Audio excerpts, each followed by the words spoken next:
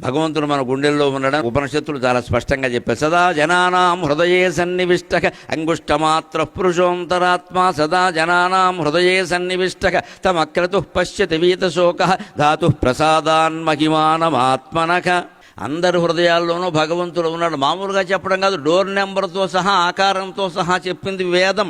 వేదం సైంటిఫిక్, వేదం శాస్త్రీయం, వేదం విశ్వాసానికి సంబంధించింది కాదండి. దయచేసి గ్రహించాలి. భగవంతుడు నిశ్వాసం వేదం.